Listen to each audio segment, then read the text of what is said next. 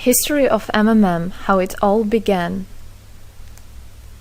Starting up of MMM, in 1989, Moscow Executive Committee in Leninsky District registered MMM as a cooperative society. It is in Russia.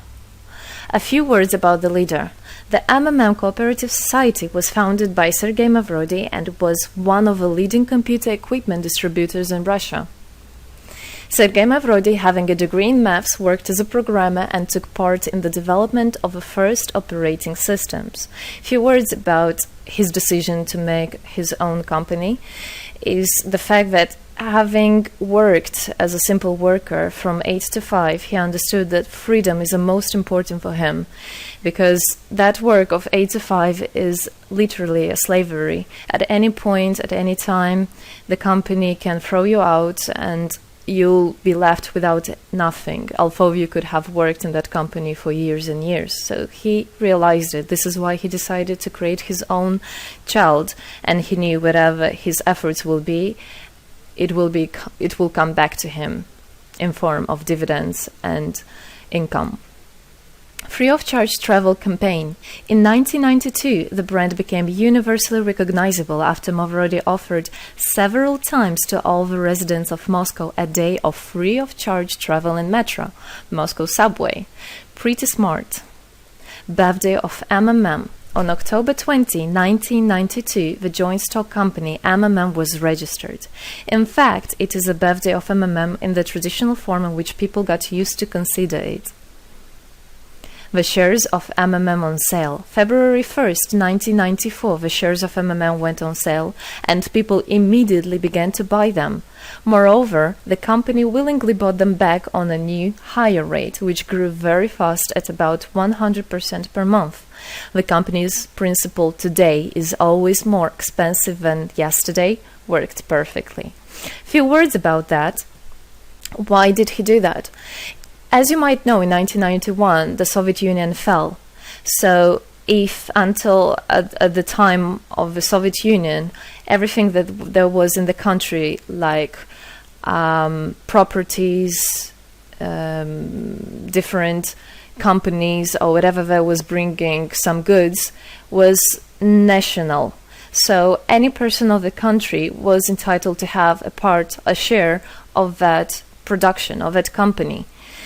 Everybody was equal. But when the Soviet Union fell, what it meant is that all the companies, all the properties had to be privatized. So you can imagine there is a company, a huge company. People worked there for years and years. And at one moment, there comes a person and says, all that is mine. Yes, this was the case. And obviously that information, that laws about the fact that it was possible to privatize was kept only for a small group of people for obvious reasons. So a simple worker who worked in that company for years and years or all his life didn't know he can actually come and say by law that that is his. So what genius idea Sergei Mavrodi had is to sell these shares to gather the money of the people, and with this money to buy those companies. So basically, if a person has an MMM share, he would have had an exact share from the company that Sergei Mavrodi bought. For example, a company from oil and gas or something else. Obviously, he knew perfectly which companies are worth it and which companies were not. There was quite a battle there. So as you can see, his idea was great, but let's see what happens. Government is trying to hinder MMM's activities. Surprise, surprise. Planned by the Russian government, MMM 94 was intentionally collapsed. It began when tax inspectors accompanied by OMON officers passed through the crowd of depositors and went inside the central office of the company to give a notice about the planned tax inspection. Right. So obviously, the small group of people that I was talking about is the government people, is the people that have connections and so on. And they wanted, obviously, all that money, all those properties to be kept in their hands. This is how the nowadays oligarchs were made. At that moment, they had nothing. In one day, they got loads of money. And now you can know them as very rich people who made their money on the back of a nation. So obviously they did something just to provoke some panic going through the crowd. Obviously, for any financial institution, a panic is really bad. As I remind you, at that time, MMM was selling shares, was a share stock company, let's say. Mavrody's arrest. Sergei Mavrody was arrested on tax evasion charge. Really lame excuse. It wasn't at all like that. What happened, even the person that was in charge with giving the arrest, he told him that there was no other option for them. They had to do something, even though it was illegal what they were doing, but they had to do it as they were afraid of him. Because, as he said, another 2-3 months and in whole Russia there would be no government, no banks, nobody, only Sergei Mavrody, that who holds the money nowadays. This is in charge. So he was arrested, and his arrest was broadcasted live on all TV channels, obviously to show off more, to show people how bad he is, and actually the government didn't do anything wrong. On the same day, there was a storm of the central office of MMM. The company was prescribed to recover 49.9 billion rubles to the budget. Huge money. The question about the money in MMM 94 is open, as no one still can give an answer where it is. The authorities simply turned a blind eye to it, although hundreds of eyewitnesses are ready to confirm, even under oath in court, that they saw 17 trucks take out cash through the back door. So unfortunately, at that time, there was no internet, no way, no bitcoins, no other internet wallets, and all the money were obviously kept in cash in the MMM offices. And the government took advantage of it. They just came, took it out, and then they said nothing. They just, moreover, they didn't say where the money went. They even made the way to make people believe that Sergei Mavrody was the one who took all those 17 trucks of money and disappeared. But obviously it wasn't the case. It was a simply lame excuse. Demonstrations against state authorities. August 1994. Thousands of MMM depositors affected by the artificial collapse of the pyramid protested and demanded to set Mavrody free. Actually, Mavrody could have used his powers and do huge, bigger protests, but he decided not to do that, as that would made as obvious a different protests of this type. Could be people injured or even killed, so he decided not to use people in this purpose. It was very noble from him to do that. MMM leader became a deputy. However, he found a way to get out of the prison. Being imprisoned, Sergei Mavrody had managed to register as a candidate for a deputy of the State Duma and was released from prison. He won the elections by a landslide and became the deputy of the State Duma of the first convocation. So, as a deputy in Russia, they have privileges. This is why, becoming a deputy, he was set free. The State Duma is against Mavrody. Surprise, surprise! The State Duma deputies deprived Sergei Mavrody of his deputy plenary powers due to his permanent absence at the Duma's meetings.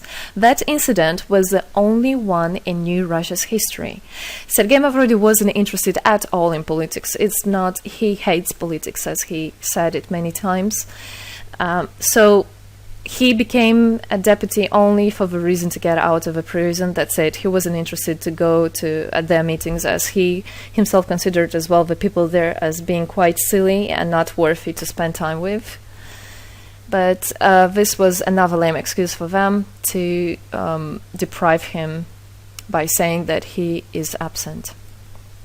A candidate for presidency. The Central Election Commission registered the authorized representatives of the initiative group that had nominated Mavrody as a candidate for the president of Russia, but subsequently rejected a significant part of the signatures in the support of a candidate, and his registration was renounced. So, for obvious reasons, they did that again. They weren't interested into having a fair president, a fair leader on top of their head. Revival of MMM, January 2011. Sergei Mavrody renounced launching a new launching a new project of MMM 2011, Together We Change the World. Previously, there were simply no analogues of similar systems in the world. The film about MMM, the launch of a project fell in the same time interval with the release of Russian film about MMM Pyramid, the plot of which is based on the eponymous book in which the history of MMM is disclosed by Sergei Mavrodi. So he wrote a book, and there is a movie which I highly recommend you to watch. You can find it online on YouTube. MMM is building a new, fair financial order. June 2012, the activity of MMM made a lot of banks collapse and a huge outflow of funds from deposit accounts happened. The system numbered more than 35 million members at the time. For obvious reasons, the fight against the system started. It suffered the same fate as MMM 94, eventually collapsed. So what happened? A lot of banks, as I already said, had a huge outflow, and another minus of the system of that time was that it wasn't really quite a community, because the money was still kept by the managers in MMM. So it wasn't the same idea as it is now, comparing it now, where people exchange money between themselves. You don't need to put it in a central account. At that time, there were central accounts, and it was again used by the banks. They simply blocked those accounts that they identified as being of MMM and took all the money away, and that's it. There were no other discussion about that. Again, huge loss of money. People lost a lot of money. Sergei Mavrodi didn't get all of them. It was again the banks that took the advantage of it. MMM 2012 is just the beginning. I'll be back. Sergei Mavrodi announced the launch of a completely new MMM, World Mutual Aid Fund, MMM community. It speeded up since the first day, showing crazy dynamics on new members' registration. It has been decided to send 10% of the whole turnover on payments to the affected members of MMM 2011.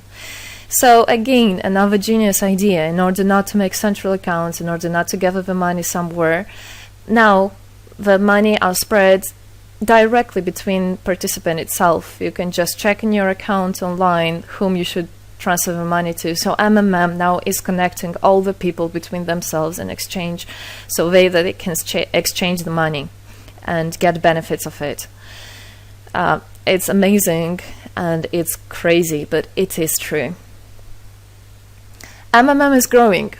Some short facts. 2012, MMM started its development in India. It had great, huge developments. 2012-2013, following India, MMM Bangladesh was launched as well. 2013, MMM Indonesia was launched. 2014, MMM Hong Kong. And it's not the end. MMM Global, 2014. MMM Global started up in the spring 2014. It is a voluntary network, a community of millions and millions of people from more than 100 countries worldwide. So there is already MMM settled in Argentina, Brazil, Philippines, Hong Kong, and other, and all the rest of people in the world from all the countries of the world are able to participate as well. So they rebelled against the financial slavery and combined their money for this purpose. So how it is possible? MMM, the Republic of Bitcoin. Bitcoin is another genius idea to set the world free. For MMM Global participants' convenience, there were some 20 ideas on funds transfers implemented.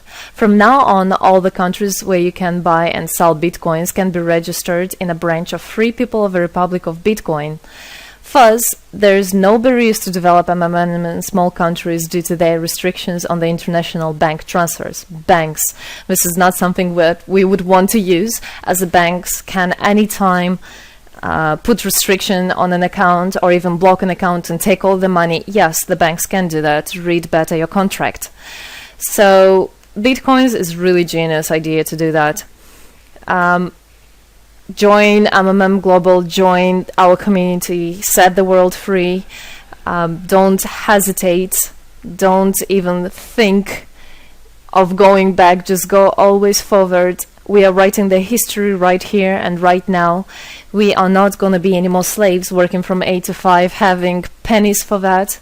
We want to hold our own money and to get the benefits of it. I don't want a bank to use my money for their own purposes. I want us people, free people, to use our money, to exchange the money when it is needed, and to help each other. This is really a great idea. And join us, write the history here today with us. And together we will indeed change the world.